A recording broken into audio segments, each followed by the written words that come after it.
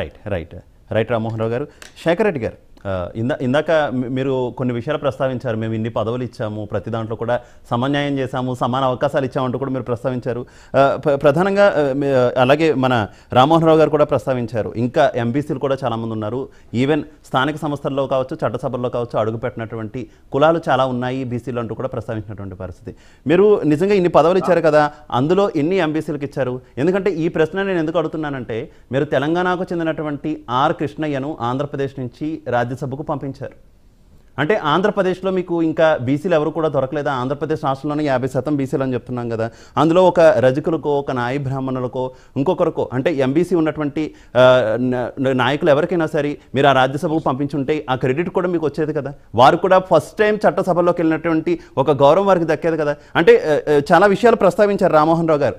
నిజంగా ఈ పోటీ ప్రపంచంలో ప్రస్తుతం డబ్బు మాత్రమే ఎక్కువ ఖర్చు పెట్టాల్సి వచ్చినటువంటి సిచ్యువేషన్లో ఆ ఎంబీసీలు పోటీ చేసేటటువంటి వీలు లేదు.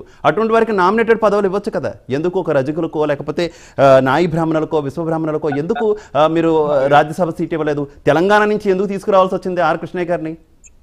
శివకుమార్ గారు వినండి, ఆయన ఏం ప్రస్తావించలేదు కానీ తెలంగాణ నుంచి ఆయన ఎందుకు తీసుకొచ్చారు ఆయన ప్రస్తావించలేదు. ఆ విషయాన్ని ఆయన ప్రస్తావించలేదు. ఆ విషయాన్ని ఆయన ప్రస్తావించారు, నేను ప్రస్తావిస్తున్నాను. రామ్మోహన్ రావు గారు ఎక్కడ ప్రస్తావించలేదు కానీ ఇచ్చిన నలుగురులో ముగ్గురు ఆంధ్ర వాళ్ళే అండి, ముగ్గురు ఆంధ్ర బీసీలే. తెలుగుదేశం పార్టీ ఒక్క బీసీకి ఇవ్వాల, కానీ అప్పుడు మాత్రం తమరికి ఎలాంటి నొప్పులు రారు. ఇప్పుడు మాత్రం ప్రసవ వేదన పడతా ఉన్నారు ఒక్కరి విషయంలో. ఏం చేస్తామండి? టీడీపీ వాళ్ళకంటే మీరు ఎక్కువ నొప్పులు పడతా ఉన్నారు. ఇంకో విషయం, మీ పర్సనల్ అటాక్ వద్దు శేఖర్ రెడ్డి గారు. నేను యాజ్ ఏ హోస్ట్ గా ఉన్నాను, దయచేసి ఒక్క నిమిషం. పర్సనల్ అటాక్ వద్దు దయచేసి. నేను యాజ్ ఏ హోస్ట్ గా అడుగుతున్నాను. టీడీపీని అడగాల్సిన టీడీపీని అడుగుతాను. మీరు ఏది పూర్తిగా చూడకుండానే వాళ్ళకంటే నొప్పులు మీరు ఎక్కువ పడుతున్నారు, ఇలాంటి పదజాలం కరెక్ట్ కాదు. దయచేసి అలాంటి పదజాలం కరెక్ట్ కాదు. మా మీద ఎందుకు బ్లేమ్ చేయడం, మమ్మల్ని ఎందుకు బ్లేమ్ చేయడం? నా క్వశ్చన్ క్లియర్ గా ఉంది. నలుగురు ఇచ్చారు బీసీలకి, అందులో ఒక బీసీని తెలంగాణ నుంచి తెచ్చుకున్నారు.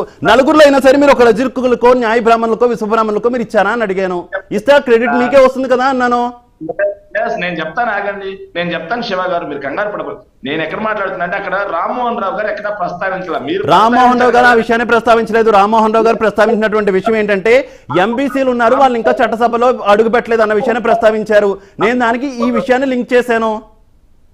మీరు లింక్ చేశారు, అంతేగాని రామ్మోహన్ రావు గారు ప్రస్తావించలేదు. రామ్మోహన్ రావు గారు ప్రస్తావించారని నేను అనట్లేదు. కాస్ట్ అండి రామ్మోహన్ రావు గారు విడుదల రజనీ గారిది కాస్ట్ అండి. విడుదల రజనీ గారి మదర్ చాకలి, విడుదల రజనీ గారి ఫాదర్ ముదిరాజ్. సో ఆవిడికి ఆరోగ్య శాఖ మంత్రిగా ఇచ్చాం. సగరులు అని చెప్పేసి ఒక కమ్యూనిటీ ఉంటుందండి, మోస్ట్ బ్యాక్వర్డ్ క్లాస్, ఏదైతే విజయవాడలో ఉంటుందండి, వాళ్ళని తీసుకొచ్చి మేయర్ పదవి ఇచ్చాం సార్ మేము. చంద్రబాబు నాయుడు గారు ఆ సామాజిక వర్గానికి ఇంతవరకు రాజ్యాధికారంలో అడుగు పెట్టించిన సమస్య లేదు. కానీ మేము మాత్రం ఏం చేసాం? విజయవాడ నగర మేయర్ పదవి సగరులకు కేటాపెట్టాం. ఇంకో విషయం అండి, శివకుమార్ గారు ఇంకో చిన్న మాట. ఇలాగ మా మిత్రుడు, మా మంచి దోస్త్ అయినటువంటి అజయ్ సజ్జా మాట్లాడుతూ మేము అది చేసాం ఇది చేసాం అని మాట్లాడుతున్నాడు. నాకు 2 నిమిషాలు టైం ఇస్తే, అజయ్ సజ్జా గారు చంద్రబాబు నాయుడు గారు 2014 మేనిఫెస్టో అండి, 20, 21, 22, 23 4 పేజీల్లో ఉంటుందండి. కేవలం బీసీల కోసం కేటాయించారు. సంక్షేమం, బీసీ సంక్షేమం అని చెప్పేసి, వెనుకబడిన తరగతుల సంక్షేమం అని చెప్పి కేటాయించారండి. సో దాంట్లో మీరు మాట్లాడిన మాట ఏంటంటే, డిక్లరేషన్ ప్రకారం 10,000 కోట్లతో ప్రత్యేక బడ్జెట్ కేటాయిస్తున్నామన్నారు. ఎక్కడ కేటాయించారు? ఏ సంవత్సరం కేటాయించారు? నెక్స్ట్, రాష్ట్ర స్థాయి కార్పొరేషన్లు, పట్టణాభివృద్ధి సంస్థలు, మార్కెటింగ్ కమిటీలు మొదలైన ప్రభుత్వ నామినేటెడ్ పదవుల్లో 3వ వంతు రిజర్వేషన్ ఇస్తామని చెప్పారు. 3వ వంతు రిజర్వేషన్ అండి. ఎక్కడిచ్చారు? ఎప్పుడు ఇచ్చారు? ఇవి కాకుండా చేనేతలు ఉన్నారండి, చేనేతలకి కంప్లీట్ గా రుణమాఫీ చేస్తామని చెప్పారు. చేసింది గుండు 0. బోయల్ని ఎస్టీల్లో చేరుస్తా అన్నారు, చేశారా? ఇలా చెప్పుకుంటూ పోతే తమరు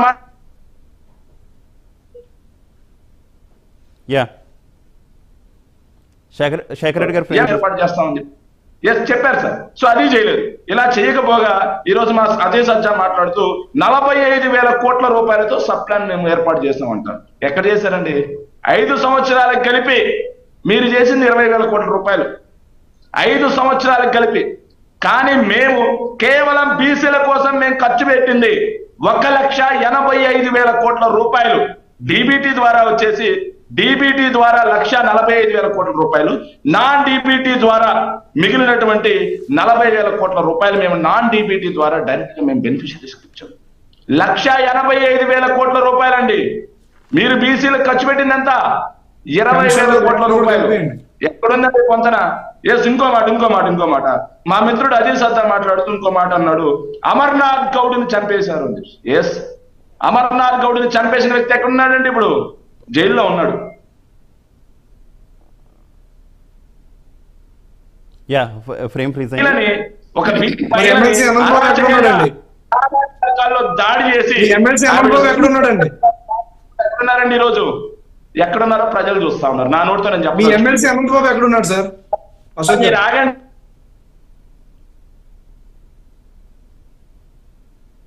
యా శేఖర్ రెడ్డి గారు, మీ ఫ్రేమ్ మాటికి ఫ్రీజ్ అవుతుంది. మళ్ళీ వస్తా మీ దగ్గరికి శేఖర్ రెడ్డి గారు. రాజ్యాధికారం కావాలి అని చెప్పి మాట్లాడుతున్నారు. ఎస్, మేము చేసేది బీసీలకు రాజ్యాధికారమే. కానీ మీ జనసేన పార్టీ తరఫున బీసీలకు ఎంతమందికి సీట్లు ఇచ్చారా? మీరు ఎంతమందికి సీట్లు ఇచ్చారు? మీరు అది బీసీల మీద మీకుండే చిత్తశుద్ధి, మాకుండే చిత్తశుద్ధి ఏందనేది క్లియర్ గా అర్థమవుతా ఉంది. ఎంతమంది ఎంపీలకు మీరు బీసీలకు ఇచ్చారా? మేము 11 మంది ఎంపీలను బీసీలుగా నిలబెడుతున్నాం రేపు. అది మాకుండే చిత్తశుద్ధి. కూటమి తరఫున ఎన్ని ఇచ్చామో మీరు చూడాలి, జనసేన పార్టీ తరఫున ఎన్ని ఇచ్చామో చూడకూడదు. జనసేన పార్టీ పోటీ చేస్తున్నది తక్కువ సీట్లు. శివ గారు మీ ద్వారా జనసేన వాళ్ళని అడుగుతున్నాను. రామ్మోహన్ రావు గారి సాక్ష్యం, చరిత్రలో ఏనాడైనా 17 మందికి బీసీలకి మంత్రి పదవులు ఇచ్చిన చరిత్ర ఉందా? రాజ్యాధికారం కాదా అది? ఇంకేంటి రాజ్యాధికారం? పదవులు ఇచ్చి పదవి లేకుండా చేసే ఘనత మీ జగన్మోహన్ రెడ్డి. ఒక నిమిషం పాలూరు గారు. విశ్వవిఖ్యాత నట సార్వభౌమ నందమూరి తారక రామారావు గారి ఆధ్వర్యంలో, ఎస్, నందమూరి తారక రామారావు గారు బీసీలకు రాజ్యాధికారం ఇచ్చారు. మేము కాదని మేము అంటున్నామా?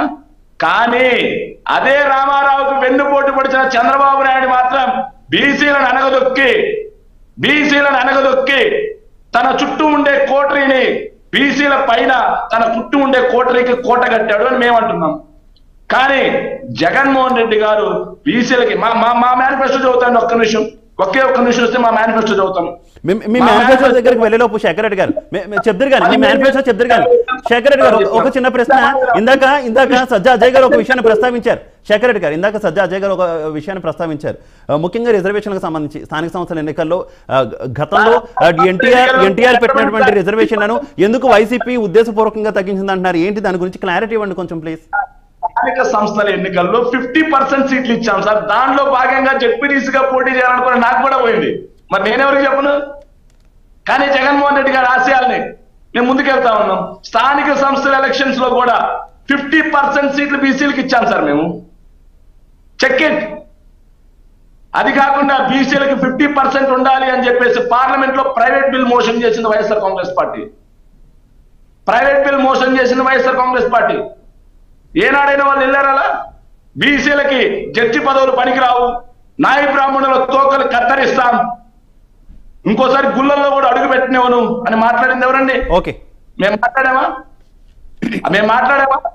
అదే సన్నిధి గొల్లకి అధికారాలు ఇచ్చాం, అదే నాయ బ్రాహ్మణులకి గుళ్ళల్లో అధికారాలు ఇచ్చాం, అదే సగరులు తీసుకెళ్లి విజయవాడ మేయర్గా కూర్చోబెట్టాం. కొండ మీద అమ్మవారు, కొండ కింద ఇంకోటి అన్నారు వాళ్ళు. అలాంటి చోట సగరులు నిలబెట్టాం మేము మేయర్లుగా. బీసీ స్థానాలండి, ఒక మాట చెప్తానండి, ఏదైతే మంగళగిరి చేస్తానో, మంగళగిరి ఎవరిదండి? బీసీ స్థానాన్ని ఎవరు లాక్కున్నారు? మంగళగిరి. కానీ మేము రెడ్లను తీసేసి బీసీలకు పెడుతున్నాము. అది మా చిత్తశుద్ధి క్లియర్ గా అర్థమవుతుంది అక్కడ. ఓకే, అజయ్ కుమార్ గారు ఏమంటారు? దాన్ని చెప్పండి. ఇంకో మాట మీరు అడిగినట్టు ఆన్సర్ ఇస్తారు. అజయ్ గారు ఇస్తారు, ఆన్సర్ ఇస్తారు. శివ గారు అటు సైడ్ ఇద్దరు మాట్లాడుతున్నారు. ఇద్దరికి సమాధానం చెప్పాలి కాబట్టి నాకు ఖచ్చితంగా వాళ్ళిద్దరు కూటమిలో ఉన్న ఇద్దరు ఒకటే కాబట్టి నాకు కనీసం 2 నిమిషాలైనా వాళ్ళకన్నా ఎక్కువ టైం. మళ్ళీ వస్తాం శేఖర్ గారు, డెఫినెట్ గా మీకు టైం ఇస్తా. ఒక్కసారి, ఎందుకంటే మొత్తం ల్యాగ్ అవుతుంది కాబట్టి ఒకసారి అజయ్ కుమార్ గారు మీ ప్రశ్నలకు సమాధానం చెప్తారు. అజయ్ కుమార్ గారు. శివ గారు ఆయన మంగళగిరి విషయం మాట్లాడారు. అది బీసీలది కాబట్టి రెడ్డిని పీకేసి బీసీకి ఇచ్చాం ఈ రోజు మేము అంటున్నారు. 2014 ఎందుకు ఇవ్వలేదు? బీసీల సీట్ లాక్కుంటే మేము రెడ్డిని తీసేసి బీసీకి ఇచ్చామని చెబుతున్నాం. మేము బీసీల సీట్ మీరు లాక్కుంటే మేము రెడ్డిని తీసేసి బీసీకి ఇచ్చామని చెబుతున్నాం. తేడా ఇచ్చారు. వినండి, కంగారు పడదు, వినండి. మీరు తప్పుగా మాట్లాడుతున్నారు కాబట్టి నేను కరెక్షన్ చెప్తున్నా అండి. ఓకే శేఖర్ రెడ్డి గారు ఒక్క నిమిషం విందాం. ఆయన ఏం మాట్లాడతారు విందాం ఒక్కసారి. శేఖర్ రెడ్డి గారు శేఖర్ విను please. నేనేమంటున్నా అంటే వినండి, బీసీల సీటు లోకేష్ లాక్కున్నాడు, కానీ మేము రెడ్డిని తీసేసి మరి అక్కడ బీసీకి ఇచ్చామని చెబుతున్నాం. తేడా చాలా ఉందండి ఆ మాటకి. ఓకే ఓకే ఓకే అజయ్ గారు కూల్, నేను చెప్తా దానికే. ఇప్పుడు బీసీ సీటు నారాలో